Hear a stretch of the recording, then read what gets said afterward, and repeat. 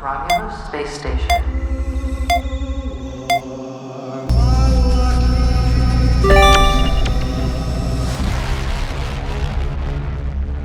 Salut les cinéphiles, bienvenue aux chroniques. J'ai mis mon gilet du Nostromo. On va parler de Alien Romulus.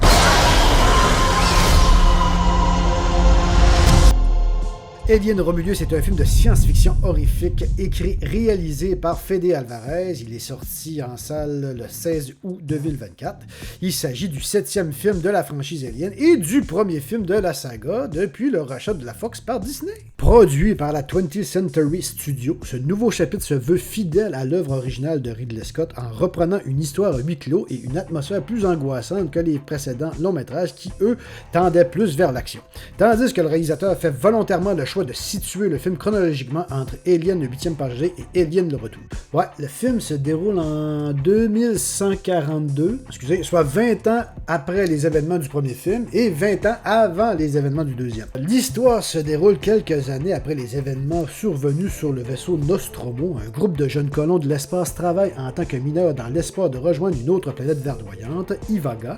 Un des membres propose d'utiliser une station spatiale abandonnée en orbite autour de leur planète actuelle afin de se rendre sur Ivaga. Cependant, ils se trouvent face à face avec la forme de vie la plus terrifiante de l'univers alors qu'ils fouillent les profondeurs de cette station.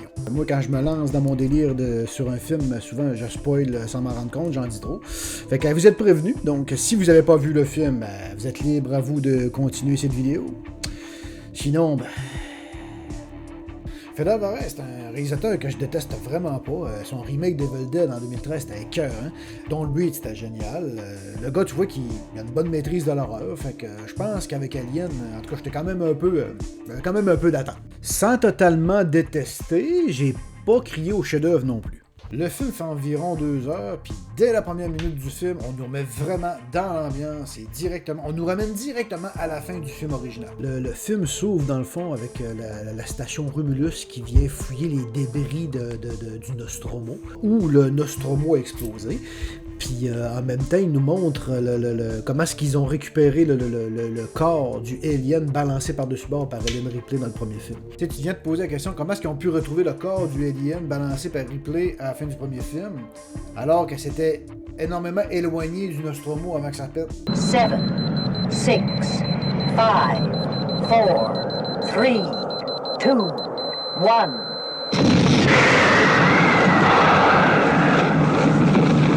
Dans le premier film, ils disent que la créature peut s'adapter à son environnement. Donc, si elle est balancée dans l'espace, elle va se former une genre de carapace d'hibernation. Ils appellent ça une chrysaline, je pense, dans le film.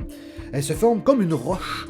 Puis c'est ça que la station Romulus récupère parmi les ruines du Nostromo, parce qu'en assignant une roche, elle peut avoir dérivé jusqu'aux ruines. C'est la seule explication que j'ai trouvée. Le film se déroule à Jackson Star, une colonie minière industrielle gérée par la compagnie Weyland. Et comme c'est une planète minière, il y a très peu de présence de soleil. Ils disent au début du film là, de combien de temps, mais je pense que ça fait plusieurs mois qu'il n'y a pas eu de présence du soleil, voire peut-être même plusieurs années. Et l'ambiance fait très très Blade Runner, puis moi, écoutez, j'ai adoré ça. L'actrice principale livre une performance quand même assez solide, ce qui vaut d'être comparé à l'emblématique Ripley de Sigourney Weaver. Malheureusement, non. Même si l'actrice se débrouille très bien, il n'y a qu'une seule replay. Et malgré quelques belles performances solides, plusieurs critiques soulignent le manque de profondeur et de développement des personnages secondaires. Puis c'est dommage parce que ça contraste beaucoup avec les personnages iconiques des premiers films comme Hudson ou encore Vasquez qui avaient marqué les esprits des cinéphiles. Et personnellement, j'aurais préféré des acteurs plus matures. Mais bon, ça n'enlève pas grand-chose au film quand même, mais sérieux, des acteurs plus matures, j'aurais pu apprécier. Du fanservice, en veux-tu, en v'là. Sérieusement, les nombreux clins d'œil au film original puis au film de la saga, c'est fou comment est-ce qu'il y en a dans le film. Un clin d'œil que j'ai particulièrement aimé, c'est dans Romulus, il nous remonte un peu la même scène tournée à la première personne, exactement comme dans Alien 3 quand on suit la poursuite d'un alien dans un couloir de Fury 161. C'était plus ou moins une surprise puisqu'on voyait déjà la scène dans la bande-annonce. Sérieux, la super déco full vintage technologique comme dans les vieux films, ça nous ramène crissement dans l'ambiance du premier surtout. On y voit aussi l'ancêtre du M41A, l'arme le fusil d'assaut utilisé par les Marines coloniales dans le Alien de James Cameron. Je pense sérieusement là, que chaque personne de ma génération de 40 ans et plus qui ont connu ce film-là, étant jeune, ont rêvé d'avoir un M40 assis dans le genre. ça puis un lightsaber. Il y a quand même beaucoup de similitudes avec la gestion de la lumière du film original, sérieusement. Le Fede Alvarez a vraiment retravaillé le côté science-fiction horrifique du premier film. Le réalisateur excelle vraiment dans la création du suspense, puis la montée en puissance lente à l'arrivée terrifiante du xénomorphe. Le film tient vraiment son public en haleine avec des séquences intenses puis pleines d'horreur. Le film est vraiment un hommage aux 4 films de la saga. Plus particulièrement du premier puis du deuxième, mais il contient vraiment des éléments des 4 premiers films. Et mettre le CGI un peu de côté pour revenir avec des personnes dans des costumes pour faire les aliens et aussi les animatroniques, là, ça c'était génial, ça vaut de l'or. Alvarez, dans le fond, a fait exactement comme il l'a fait dans Evil Dead en 2013. Il a mis de côté le CGI pour faire de vrais maquillages avec du latex, du faux sang, pour mettre les scènes encore plus gore, exactement comme à l'époque des vieux films. Du côté des aliens, il est toujours aussi hot à voir à l'écran. Je sais que le film met beaucoup en avant les facehuggers. On en voit beaucoup dans le film, puis même qu'on nous en apprend un peu plus sur cette race de xénomorphes. On nous explique que le facehugger, dans le fond, on savait tous que les aliens n'avaient pas la vue, dans le fond, et ils ont l'odorat ou l'ouïe extrêmement développé. Mais ils disent que le facehugger pourrait nous détecter facilement par les vibrations que le corps émet, plus la chaleur corporelle. Et que si tu refroidis une pièce, plus de facilité à te déplacer dans la pièce sans qu'il te détecte. Concernant les vibrations, je trouve que c'est une bonne idée, mais chaleur corporelle, ça vous rappelle pas une autre créature, ça? Tant qu'à se la jouer prédateur, j'aurais préféré qu'il laisse planer le mystère, tant qu'à ça. T'sais, ils ont pris le facehugger, ils l'ont rendu comme plus terrifiant que le alien adulte. Puis quand on voit le alien adulte, on le voit toujours filmé trop près de la caméra. Non seulement on le voit trop près de la caméra, mais on fait toujours que l'apercevoir en plus. C'est un peu comme dans Alien vs Predator 2. Quand l'action se déroule, puis ils sont en train de s'affronter, généralement c'est trop près de la caméra. On a de la misère à discerner ce qu'on est en train de regarder, puis c'est un peu comme ça dans Romulus. C'est filmé trop près, puis ça perd un peu son côté... terrifiant, menaçant.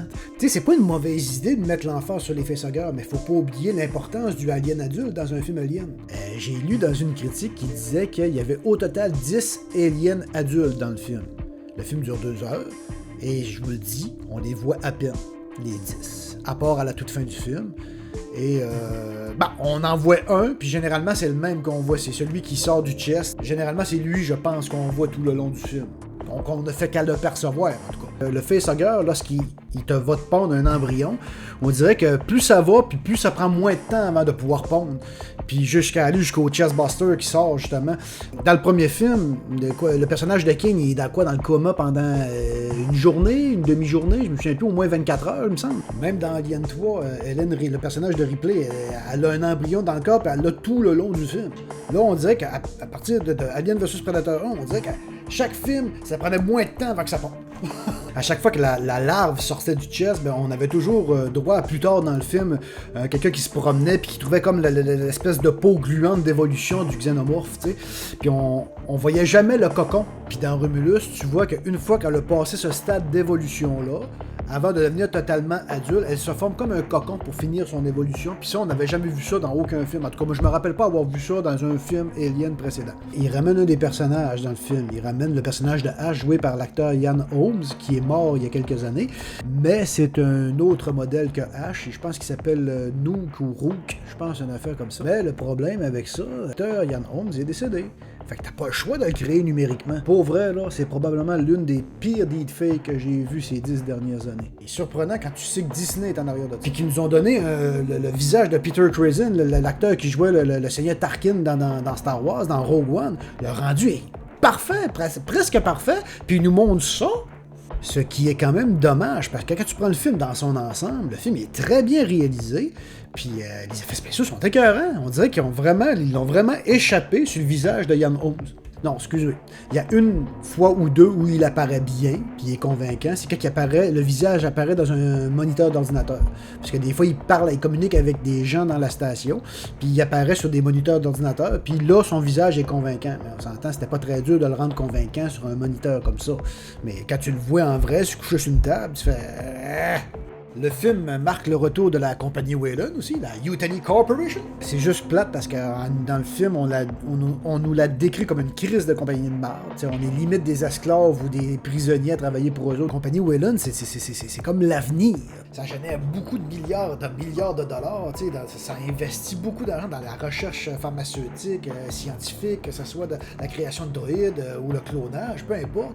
C'est des grosses business. C'est pas supposé être une plaie travailler là. Oui, par en arrière, ils font leurs affaires croches, genre des recherches, puis toutes sortes d'affaires. Techniquement, au vu de tous, ces compagnies-là sont toutes vues comme une fierté de travailler là. Là, on nous l'a dépeint comme une espèce de compagnie de merde. Et je comprends que ça doit pas être plaisant de travailler dans une mine, mais tu voulais pas travailler dans une mine, t'avais qu'à pas travailler là. T'sais. Malheureusement, le film nous rappelle que Prometheus et Alien Covenant existent. C'est qu'on voit en fait l'agent pathogène, on voit enfin le liquide noir, l'huile noire. Et ça amène la création et un clin d'œil à Alien 4, puisqu'on va avoir droit à la naissance d'un nouvel alien hybride. Appelé la progéniture, cette chose d'un autre monde est une sorte d'hybride humain-alien dont le design rappelle celui des ingénieurs de Prometheus et le newborn d'Alien Résurrection. Sérieusement, ce genre de créature-là fait froid dans le dos. Là. Je sais pas si j'ai aimé ou détesté, mais c'est vraiment une bibite louche. Là, j'avais comme pas envie qu'elle me touche. Si elle me toucherait, mettons, j'aurais l'impression de vivre un moment comme ça.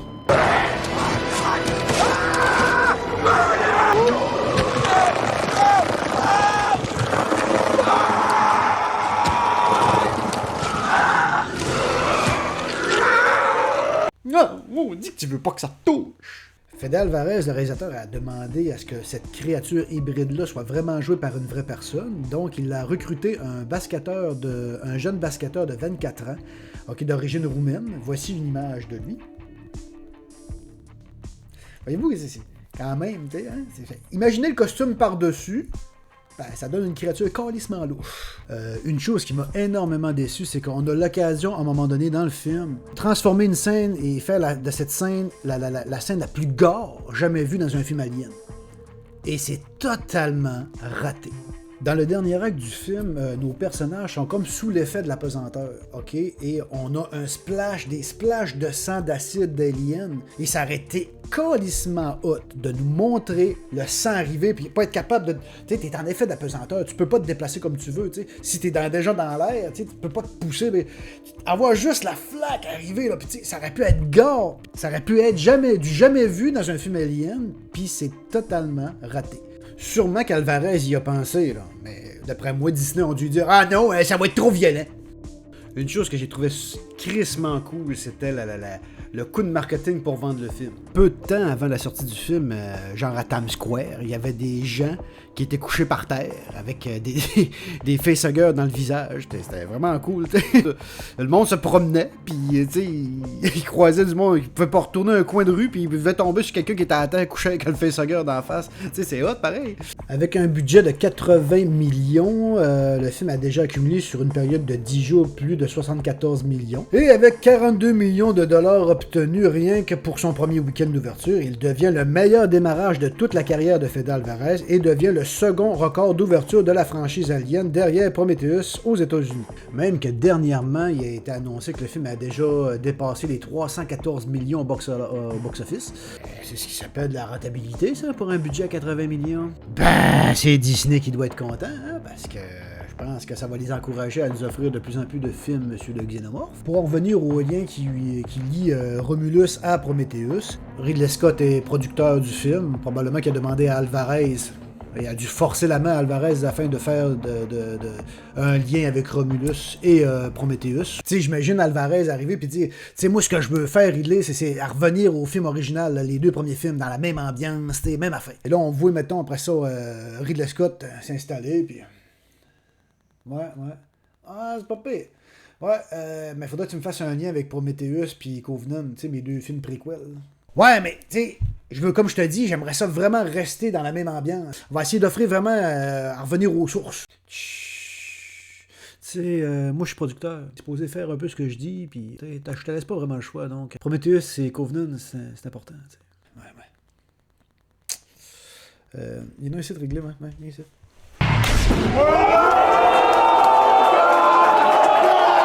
J'adore Ridley Scott, en passant. Beaucoup de ses films ont marqué ma jeunesse, puis bref, j'ai beaucoup de respect pour le réalisateur. Et à l'époque où il travaillait sur Prometheus, il avait affirmé qu'il n'était pas vraiment satisfait de où ce que la saga était rendue. Il trouvait aussi que Alien vs Predator était que de la merde.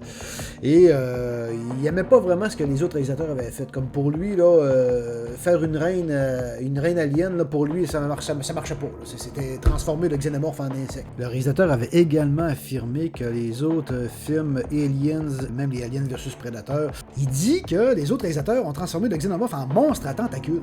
Sérieusement, je me suis retapé les 4 premiers films dernièrement. Les 4 premiers, là. Puis je me rappelle pas avoir vu des... Ben, il y a la queue.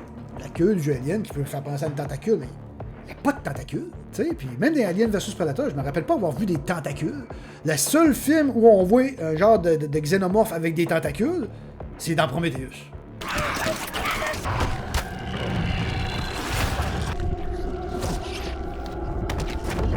Ou encore un monstre à machine à bave, là, que, genre c'est quasiment un boyau d'arrosage qui est coulé à flot, mettons. Puis lui, ben dans Covenant, ben il nous l'a montré de cette façon-là. Ben oui, hein, ben oui, hein. Toi, une chance tu fais pas ça dégouliner, toi. Regarde-moi ça dégouliner, toi. T'es pas pire que les autres, toi, hein. Pire, c'est qu'il bave pas tant que ça dans les films précédents. J'ai jamais vu ça si extrême que de la façon dont il le décrit. C'est pas pire que lui, là, tu sais. Ça n'a pas rapport de reprocher ça. T'sais. Puis de toute façon, si ça l'a énervé, pourquoi il s'en va faire la même crise d'affaires dans Covenant? Puis pourtant, quand ça a été annoncé, Prometheus, j'y ai cru, là. J'avais hâte de le voir, le film, là. Sérieusement, sachant en plus que Ridley Scott revenait, j'avais le moins de me douter qu'on allait avoir ce résultat-là. Le problème de Ridley Scott, quand il a commencé à travailler sur Prometheus, c'est qu'il a non seulement essayé de développer une origin story sur le xénomorphe, mais il s'est rendu compte que plus il développait son histoire, que plus il était en train de développer une histoire qui était totalement indépendante d'Alien. Ça a créé Prometheus. C'est le fait que le mystère plane sur la créature, c'est ce qui la rend aussi terrifiante. C'est justement le fait qu'on savait pas d'où elle venait, puis qui l'a créé, cette petite bébête-là, tabarnak. Je pense aussi que c'est de la jalousie, parce que pour la plupart des fans de la saga, je pense que le préféré de tous les fans reste Aliens. Puis excusez-moi, mais des scènes comme ça, moi, là... Let's rock!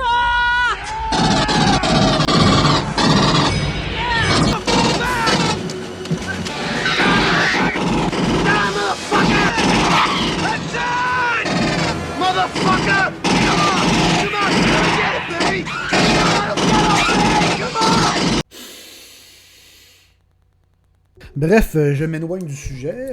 Pour que je me mette à trop spoiler sur le film, ben je vais arrêter ça là, mais ça nous fait quand même un beau petit tour d'horizon. Peut-être un peu développer beaucoup plus sur le côté négatif du film, mais quand même passer un bon moment lorsque je suis allé le voir en salle. On était proche. Il en manquait pas gros pour que ça soit un des meilleurs films Alien. Première heure est clairement meilleure que la deuxième, parce que c'est à partir de la deuxième heure qu'on commence à trouver ça un petit peu moins intéressant. Je pense aussi que les fans de la saga seront quand même satisfaits, même si certaines références sont très appréciées par les amateurs de la saga, comme moi. Moi, je trouve que c'est abusé du fanservice. Répétition toujours des répliques emblématiques des premiers films, tu sais... c'est répétitif un peu trop, puis on sent que c'est là juste pour nous faire plaisir, nous autres, les fans de la saga. Puis ça n'a pas vraiment de justification scénaristique. Mais il reste quand même meilleur de ce qu'on a eu comme en termes de films Alien ces dernières années. Le film nous met aussi en place la création d'une nouvelle créature terrifiante qui pousse la franchise et la mythologie de la franchise encore plus loin. Mais on réinventera pas la roue et le film n'amène rien de nouveau à la série. On a déjà une série sur Alien, Alien Herd que ça va s'appeler, qui sort sur la plateforme Disney+, je pense, l'année prochaine. L'histoire se déroulerait, selon les nouvelles, 10 ans avant le premier film. Fait que je sais pas comment est-ce qu'ils vont expliquer ça, parce que techniquement, dans le premier Alien de 79, le Alien est d'origine inconnue, alors j'espère que l'explication sera quand même assez logique, parce que ça risque d'être incohérent un petit peu, là, quand même, hein? Et Fede Alvarez connaît très bien ça là, le réalisateur de Prey. Prey est le dernier film sur le Prédateur qui est sorti sur la chaîne Hulu et Disney+, je pense, il y a 2 ans. Et il aurait une très bonne idée pour un futur crossover entre le Alien et le Prédateur encore, donc... Pour moi, la saga Alien pourrait continuer encore et encore, tout comme Star Wars. On a comme un peu... on pourrait explorer d'autres colonies sur d'autres systèmes solaires. On pourrait ramener les Marines aussi, enfin. Pourquoi pas, tu sais. Honnêtement, Je pense que on ne sera jamais capable de recréer un film aussi puissant que le Aliens de James Cameron. Ben, il y aurait eu le fameux Alien 5 de Neil Blomkamp, l'homme derrière le très génial District 9. Neil Blomkamp avait travaillé avec Sigourney Weaver pendant le tournage du film Chappie. Sigourney Weaver et le réalisateur ont beaucoup parlé d'Alien. Le réalisateur ira même jusqu'à partager avec l'actrice des storyboards qu'il avait commencé à concevoir pour ce fameux Alien 5-là. Initialement intitulé Alien Xeno, le film devait se situer chronologiquement 30 ans après les événements d'Alien le Retour sorti en 86 et ignorer complètement les autres suites ainsi que les crossovers avec le Predator. Les personnages de Ripley, X et Newt devaient revenir.